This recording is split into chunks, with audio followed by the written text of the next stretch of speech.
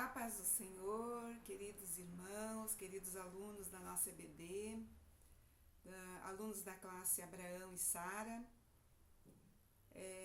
e todos os irmãos que estão nos acompanhando, nos ouvindo nessa lição. Sejam todos bem-vindos a mais uma lição, A lição de número 9, que estaremos estudando nesse trimestre, o livro de Josué, com o tema Tempo de Conquista, Fé e Obediência ao livro de Josué. Hoje, dia 30 de agosto de 2020, nós estaremos estudando então a lição de número 9, que traz o título Os Gibeonitas enganam Josué. Nessa lição nós vamos ver o quanto que é importante a gente estar vigilante quanto àqueles que, com artifícios mentirosos, eles tentam fazer com que a gente abandone a fé. Então, o nosso texto áureo, ou texto do dia, está em Efésios, capítulo 5, e versículo 15, que diz assim: Portanto, vede prudentemente como andais, não como nécios, mas como sábios. E andar como sábios, Qual é o princípio da sabedoria? O princípio da sabedoria é o temor do Senhor. Mas que seria esse temor do Senhor? Seria medo de Deus?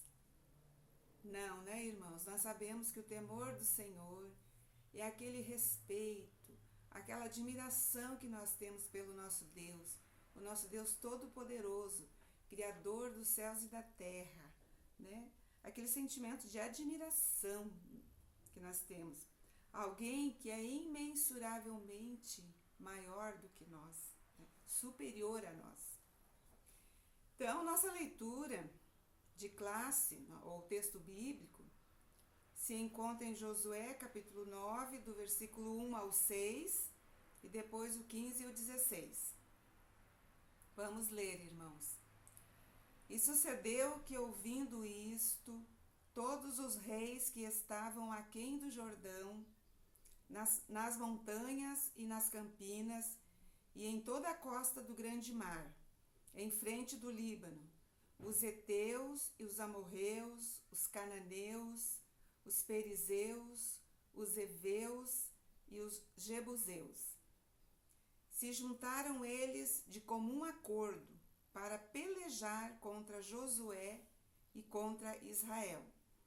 E os moradores de Gibeon, ouvindo o que Josué fizera com Jericó e com Ai, usaram de astúcia e foram e se fingiram embaixadores, e levando sacos velhos sobre os seus jumentos, e odres de vinhos velhos e rotos e remendados, e nos seus pés sapatos velhos e remendados, e roupas velhas sobre si. E todo o pão que trazia para o caminho era seco e bolorento. E vieram a Josué ao arraial, a Gilgal, e disseram a ele e aos homens de Israel: Viemos de uma terra distante, fazei, pois, agora acordo conosco. E Josué fez paz com eles, e fez acordo com eles, que lhes daria a vida. E os príncipes da congregação lhes prestaram juramento. E sucedeu que, ao fim de 3 dias, depois de fazerem acordo com eles, ouviram que eram seus vizinhos e que moravam no meio deles. A nossa introdução.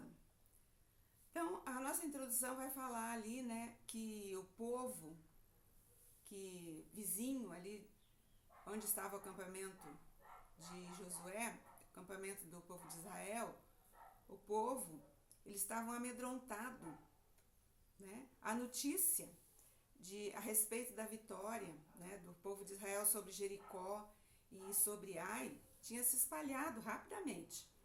né, por todas aquelas cidades vizinhas. Então o povo daquela região ficou com muito medo, né, do povo de Israel, principalmente os gibeonitas, porque eles ficaram bastante preocupados, porque eles sabiam que eles seriam os próximos a serem atacados pelo exército de Israel.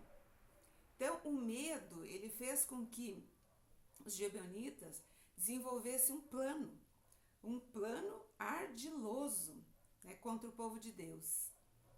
Eles se disfarçaram de embaixadores, mentiram que vinham de uma terra distante, de um país distante, né? E de modo astuto eles convenceram Josué das vantagens, né, de se fazer uma aliança de paz com eles. Os gibeonitas, eles organizaram um plano contra Josué, um plano ali que envolvia roupas velhas, sapatos velhos, né, pães secos, odres remendados. E o que Josué fez diante dessa situação? Josué, ele não consultou ao Senhor, né, para fazer essa aliança com os gibeonitas. E como a mentira tem pernas curtas, 3 dias depois, o povo de Israel descobriu que Josué havia sido enganado, né? Na verdade, os gibeonitas, eles eram inimigos que pertenciam à terra de Canaã, né? Josué e o exército de Israel, eles cometeram um grande erro de não consultar ao Senhor, né, a respeito daquela situação. Vamos ao nosso tópico 1. O nosso tópico 1, ele tem 3 subtópicos. O primeiro é a inveja dos inimigos. O segundo subtópico é os inimigos são numerosos. E o terceiro, o mal atua em várias frentes. Vamos ao nosso primeiro subtópico, a inveja dos inimigos. É interessante saber aqui, irmãos, que aqueles povos todos que se uniram para combater os hebreus, né? Se a gente vai ver de acordo com a história, a gente vai ver que eles não eram tão unidos assim, né? Antes, pelo contrário, frequentemente eles tinham guerra entre eles, né? E a prova disso é que muitas das cidades deles eram verdadeiras fortalezas, né? Os espias já tinham dito isso. Quando eles foram enviados por Moisés a espiar a terra, os espias já tinham falado que certas cidades ali eram verdadeiras fortalezas. E para que isso? Né? Eles tinham medo uns dos outros. Mas agora, quando a bênção do Senhor, né, a bênção de Deus, da promessa de uma terra que manava leite e mel, né, e estava para se cumprir, uma organização invejosa ameaça aquela marcha triunfal ali do povo do Senhor na conquista da terra. E o que a Bíblia fala sobre inveja? A Bíblia nos diz que a inveja apodrece os ossos. E aqui se cumpriu quase que literalmente essa palavra, né? Irmãos, na verdade, essa coligação contra Israel vai se repetir durante toda a trajetória de Israel e até os dias de hoje, irmãos.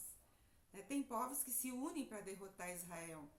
Países como o Irã, o Egito, países árabes, muçulmanos, que se unem para amedrontar e para varrer Israel do mapa, né?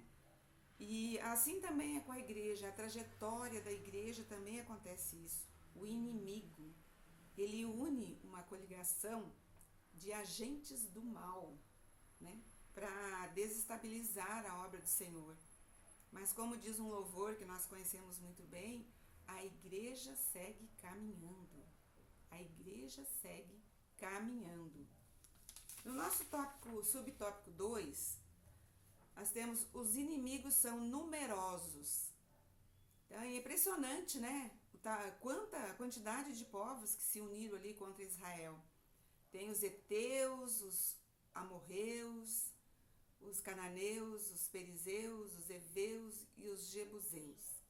Eles queriam impedir o avanço, né, de Israel, impedir as vitórias do povo de Deus. impedir que o povo de Deus fosse um testemunho vivo de que só o Senhor é Deus. Mas não importa, né, irmãos? Não importa o tamanho do exército que se levante contra nós, contra o povo do Senhor, porque Deus estará sempre ao nosso lado, porque é Deus quem luta por nós. O ponto 3. O mal atua em várias frentes. Os cananeus ali se ajuntaram, né, para combater Israel de modo ardiloso, mentiroso. E no Novo Testamento, a palavra grega correspondente à astúcia é panogia, que significa artimanha, sagacidade, ou sabedoria ilusória, ou sabedoria falsa. Isso tudo vem do inimigo. Em 2 Coríntios, capítulo 11, versículo 3, o apóstolo Paulo, ele expressa a preocupação em que os coríntios ali fossem enganados, né, pelo inimigo, fossem enganados da mesma forma como Eva foi enganada. E que forma foi essa? Forma astuciosa, né? Afinal foi a serpente, né, que enganou a Eva. E nós, irmãos, se nós quisermos vencer o mundo, se nós quisermos vencer a carne e o próprio inimigo, nós precisamos estar vigilantes com as astutas ciladas do inimigo, né? Que ele vai usar assim a nossa mente, ele vai usar o nosso corpo, a nossa carne, o mundo para nos derrubar, para nos separar de Deus. Então há caminhos que aos olhos dos homens parecem bons, mas nós sabemos que são caminhos de perdição. Segundo tópico, a astúcia dos gibeonitas. Também conta com 3 subtópicos. O primeiro é as aparências enganam. O segundo subtópico é a armadilha é descoberta. E o terceiro subtópico é a manutenção da aliança. Vamos ao nosso primeiro subtópico. As aparências enganam. Os gibeonitas, eles fizeram ali um teatro, né? Uma encenação, a fim de seduzir o povo de Deus. Eles se disfarçaram muito bem, né? A ponto de enganar um general tão experiente como Josué. Eles utilizaram um excelente figurino, né? Uma linguagem humilde, olha a humildade aí, irmãos, uma linguagem piedosa. Utilizaram coisas velhas, né, remendadas, mofadas. Mas olha o que está escrito ali nesse versículo 14 do capítulo 9. Então aqueles homens israelitas tomaram da sua provisão e não pediram conselho à boca do Senhor. Então Josué, o que ele achou ali? Que aquela era uma situação simples de resolver, né? E confiou somente na impressão dos fatos. Os israelitas, eles examinaram as provisões e viram ali que estava tudo de acordo com o que eles falavam, né? Não consultaram o Senhor. Irmãos, nós podemos aprender grandes lições com essa lição de número 9, né? Aprendemos que nós precisamos buscar o conselho do Senhor em toda e qualquer situação, mesmo nas situações que pareçam aparentemente simples, né? Mas Josué achou que estava diante de uma questão bem fácil de resolver. E Josué acabou cometendo o grande erro de dispensar o conselho do Senhor. Grande equívoco, né, irmãos? Muitas pessoas, elas agem assim também, né? Parece que Deus é para certas pessoas,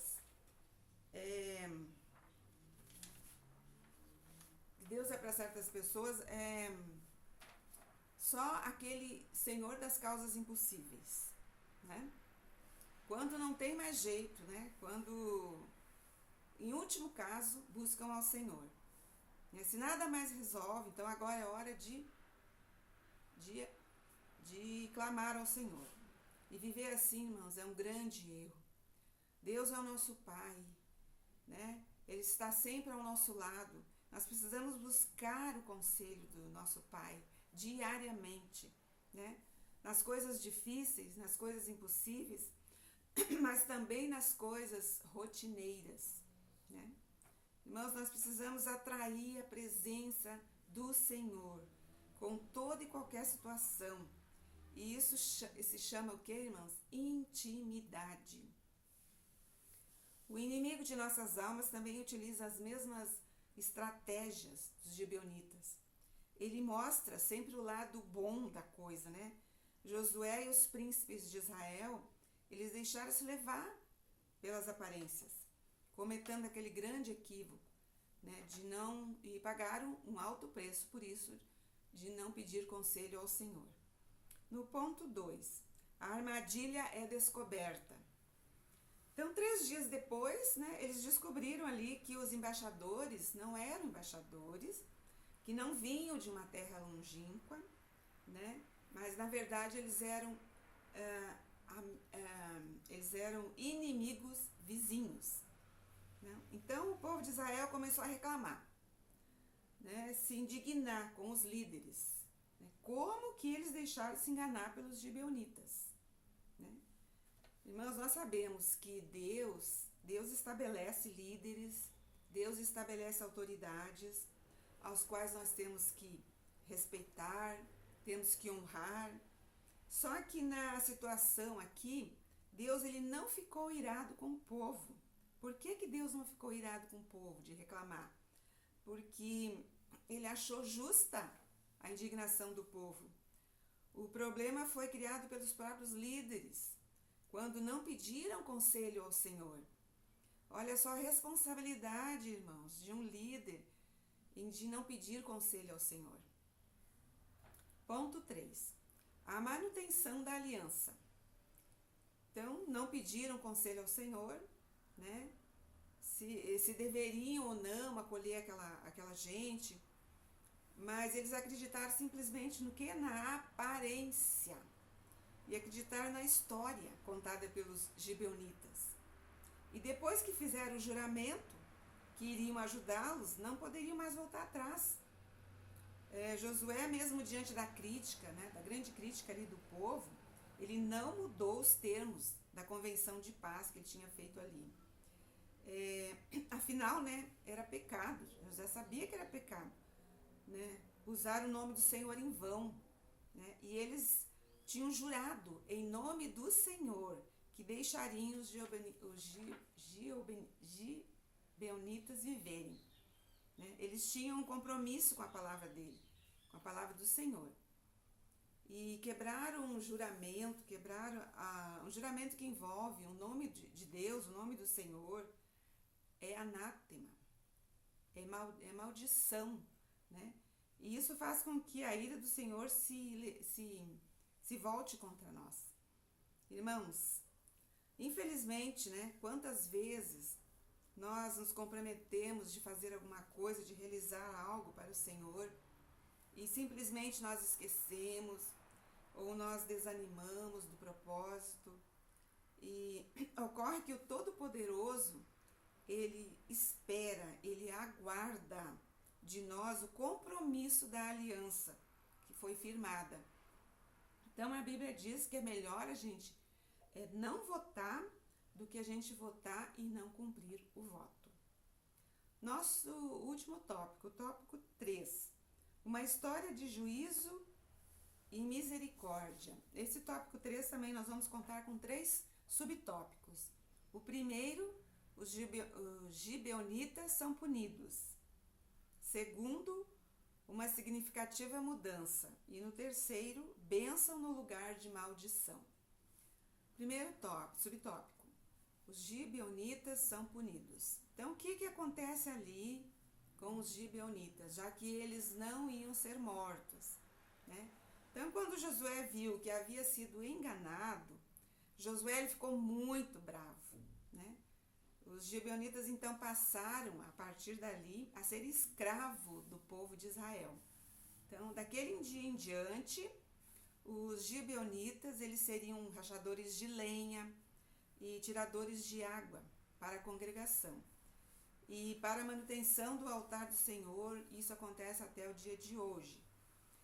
Espíritos enganadores ainda andam por aí, nós sabemos, né? Tentando destruir a igreja, tentando destruir a fé dos crentes, trazendo heresias, trazendo modismo, falsa espiritualidade. Nós temos que estar sempre vigilantes, buscando ao Senhor em toda e qualquer situação, porque o tempo todo o nosso inimigo, ele usa de trapaça, a fim de enganar o povo de Deus. Precisamos estar sempre atentos, porque belas histórias contêm belas mentiras, né? Os gibeonitas inventaram uma história, uma bela história, construíram ali um enredo, foram convincentes, né? Tudo estava bem encaixado e coerente, mas ainda assim era uma mentira. As aparências enganam, irmãos, né? O casal ele pode estar ali sorrindo nas redes sociais, mas o relacionamento pode estar destruído, né? A pessoa pode ter uma cara de cristão, pode ter uma Bíblia de cristão e assim mesmo ainda ser um farsante, né? Vamos identificar os gibeonitas na nossa vida, vamos buscar o conselho do Senhor, né?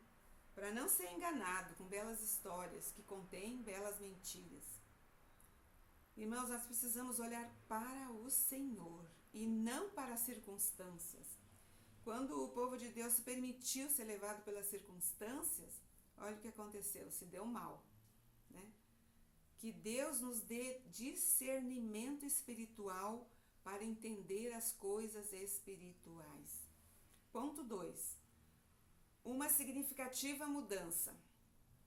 Os príncipes da congregação, diante ali daquela descoberta, daquele engano, o que eles sugeriram para Josué? Eles sugeriram que os gibeonitas fossem escravos de toda a congregação. Mas Josué fez diferente, né? Ele fez uma alteração. Então ele tornou-se os gibeonitas escravos do santuário de Deus. Assim Josué, curiosamente, né, eles os puniu e ao mesmo tempo também eles abençoou, né? A justiça de Deus, ela atua sempre em favor daquele que estão arrependidos, que parecia o caso ali dos gibeonitas. Eles queriam apenas, o que os gibeonitas na verdade queriam? Eles queriam era preservar a vida, mas eles não sabiam como fazer, né? Qual é o modo correto de fazer isso. Por isso eles elaboraram esse plano doloso, mentiroso. E mesmo com esse erro, Deus teve misericórdia deles. Ponto 3. Bênção no lugar de maldição. Talvez a postura humilde ali dos gibeonitas tocou o coração de Deus, né? E sendo destacado para o serviço perpétuo na casa de Deus, o Senhor acabou, né, os abençoando. E eles trouxeram participação, eles tomaram participação de alguns direitos que eram só usufruídos pela casa de Levi. Assim, os gibeonitas, eles se transformaram em uma bênção para Israel. Prova disso é que no tempo de Samuel, a arca do concerto, ela ficou décadas, né, na cidade gibeonita, de Kiriat Jearim. Está lá em 1 Samuel, capítulo 7. E no tempo de Salomão também, né, lá no templo de Salomão, o tabernáculo foi armado em Gibeon, no tempo de Salomão. E mais tarde eles foram servos do templo, auxiliando também os levitas. E apesar dos gibeonitas não serem descendentes de Abraão, eles puderam ajudar na reconstrução dos muros de Jerusalém. Está em Neemias 3 e 7. Então, uma justiça de Deus, né, se manifestando ali aos gibeonitas através de sua misericórdia. Então, a nossa conclusão, chegamos à nossa conclusão. A história dos gibeonitas nos ensina importantes lições, né? Uma delas é que jamais devemos tomar qualquer atitude antes de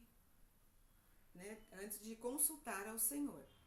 A segunda é que precisamos estar atentos às ciladas do inimigo, pois ele é ardiloso e suas mentiras podem nos impedir de herdar a terra prometida pelo Senhor, a Nova Jerusalém. Irmãos, vamos buscar ao Senhor em toda e qualquer situação, né? Para não sermos enganados pelos gibeonitas que nós vamos encontrar pela nossa trajetória aqui na terra. Portanto, irmãos, vamos ser sábios, né? Como nós começamos a nossa aula de hoje. Portanto, vede prudentemente como andais, não como nécios, mas como sábios, para não ser enganados. Então, antes de fazer qualquer coisa, vamos pedir orientação a Deus, vamos orar ao Senhor, se é da vontade do Senhor, né? Tal atitude nossa. Peça a Deus para abrir os seus olhos, para que você enxergue somente aquilo que o Senhor pode enxergar. Peça a Deus para você abrir os seus ouvidos, para você ouvir aquilo que somente Deus ouve. Então, ande com sabedoria, né? Não seguindo orientações dos outros, mas a orientação do Espírito Santo de Deus. Meu irmão, minha irmã, faça de Jesus o seu melhor amigo, faça de Jesus a sua melhor companhia e faça de Jesus o seu melhor conselheiro. Amém, irmãos? Agradeço a Deus por essa lição maravilhosa. Agradeço também ao nosso pastor presidente da Assembleia de Deus aqui de Cascavel, no Paraná, o pastor Antônio Batista Maia. Agradeço também a superintendência da Escola Bíblica Dominical pela confiança.